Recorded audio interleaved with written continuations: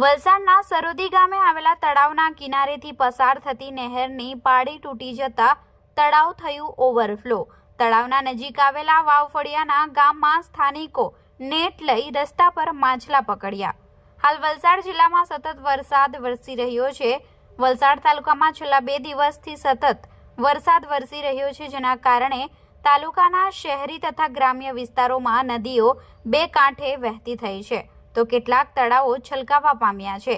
આજરોજ વલસાડના સરોદી ગામે આવેલા તળાવ ઓવરફ્લો થવાની ઘટના બની હતી। જો કે આ બાબતે ગ્રામજનોને પૂછતા તેમણે જણાવ્યું કે તળાવ નજીકથી પસાર થતી છરવાડા માઇનોર નહેરની દિવાલ તૂટી જતા નહેરમાંનું પાણી સતત તળાવમાં આવી રહ્યું હતું, જેના કારણે તળાવમાં પાણીની આવક વધતા તળાવ ઓવરફ્લો થયું હતું અને તળાવના નજીક આવેલા તળાવ ફળિયા તથા વાવફળિયા વિસ્તારના માર્ગો પર પાણી ફરી વળ્યા હતા।